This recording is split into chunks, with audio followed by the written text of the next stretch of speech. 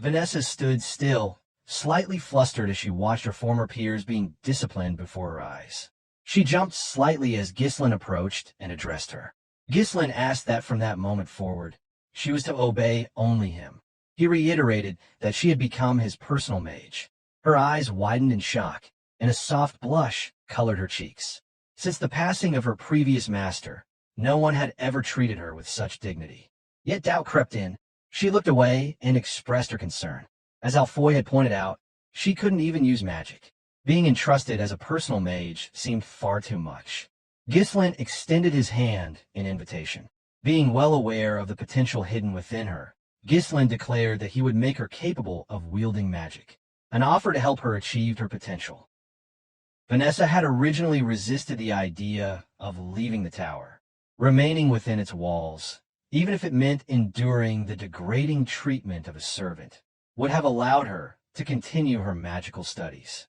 Following Perdium's young lord meant severing that connection. Yet, circumstances had left her no choice. Forced to accompany Ghislain, she had accepted his offer to assist with her magic, though her thoughts remained clouded by doubt. Curiosity stirred within her. Could a swordsman like him truly understand anything about the magic? Ghislain's sudden call pulled her from her musings. She responded without delay. He inquired, probing gently, about the extent of her magical education.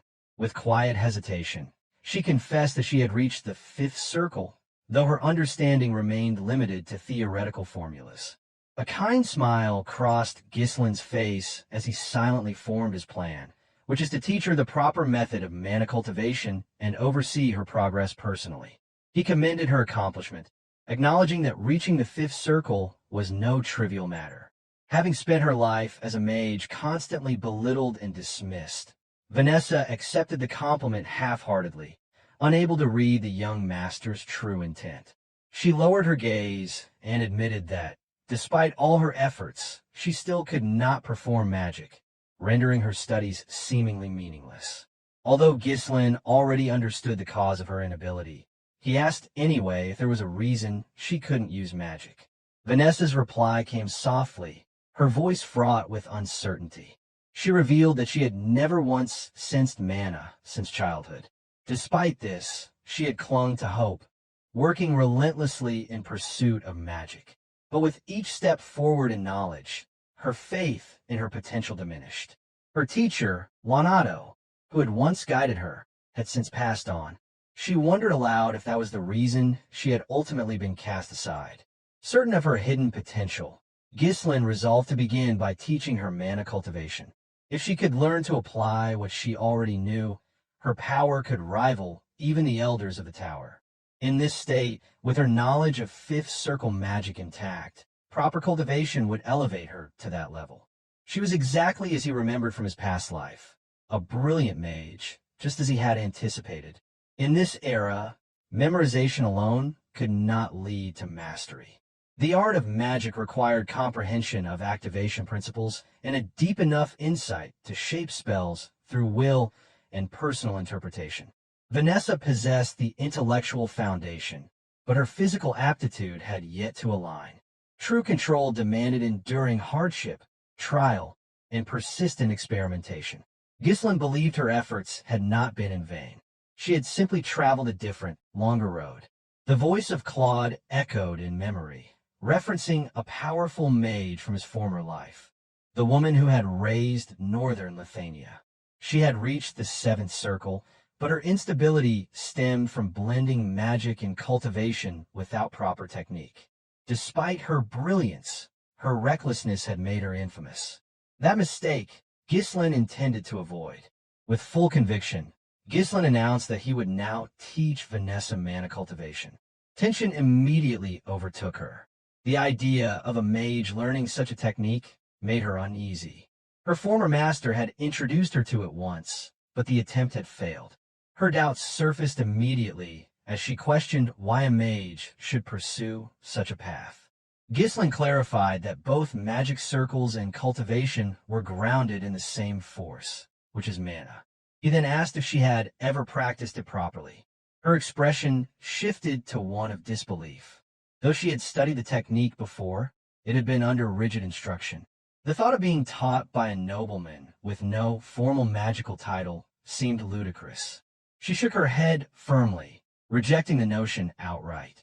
To her, it was madness. Using mana cultivation to access magic seemed far too risky. The consequences of failure, internal damage, or permanent disability, were too severe to ignore. In that moment, Ghislain offered a reassuring smile. Extending his hand to her, he called her name and invited her to begin.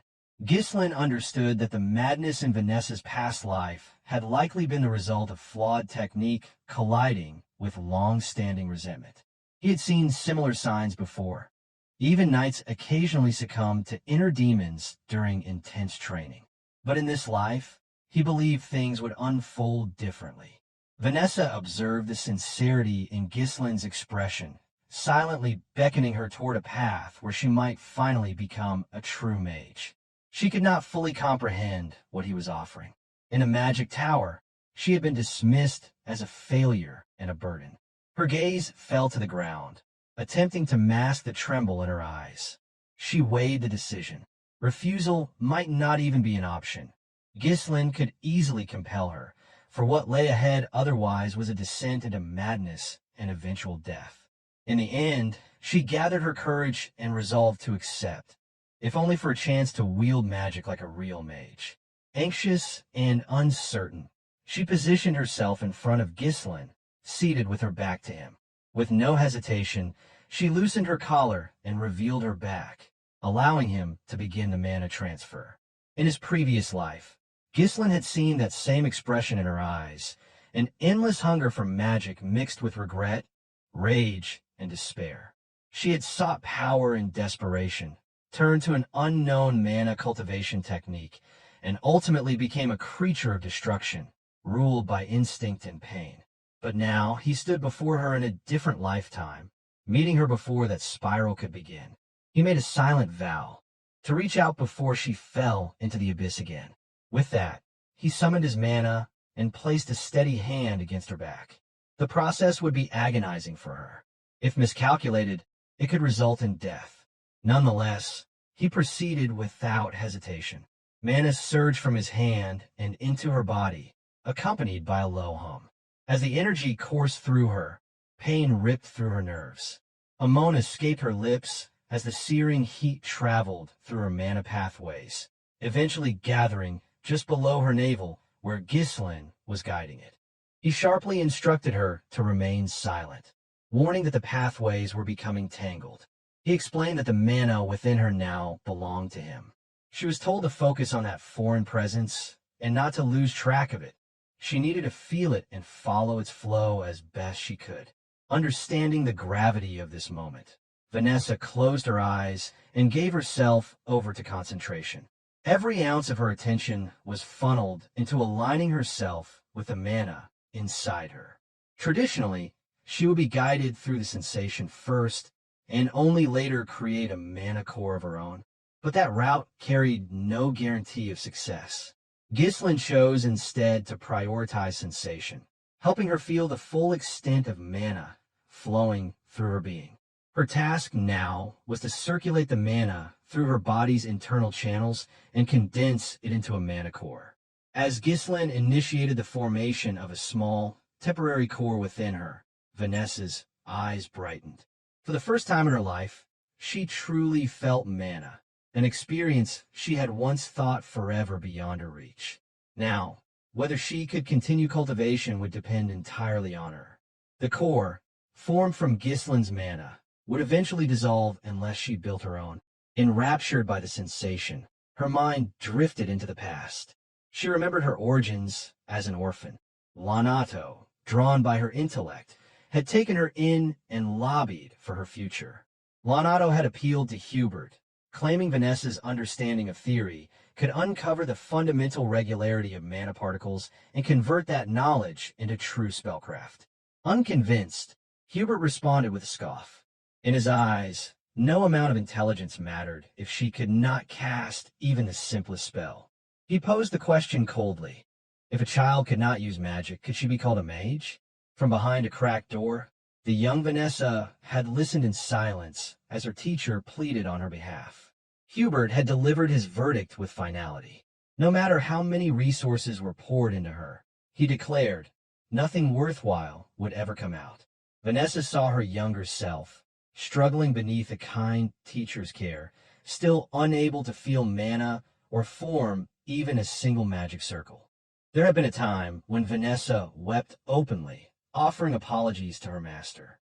Tears streamed down her face as she blamed herself, believing that if only she had possessed more talent, her master would never have been forced to leave the magic tower. Yet Leonardo had left, driven by a single purpose, to search for a method that would allow Vanessa to wield magic. Before the departure, Leonardo left her with parting words, urging her to lift her head and look toward the sky. Leonardo spoke of a world where darkness did not last forever and promised that one day, even she would witness the arrival of light. And now, that light had come in the form of Ghislain, who extended his hand to her so she could finally glimpse the mana and magic she had long yearned for since first setting foot in the magic tower. Within her inner world, Vanessa realized that her master's words had been true. Even someone like her was not beyond the reach of light. Elsewhere, a warrior clashed with a group of soldiers. Chaos erupted as one of the soldiers cried out in alarm, exclaiming that the man had already taken down 4 of them and questioning what kind of monster he could possibly be.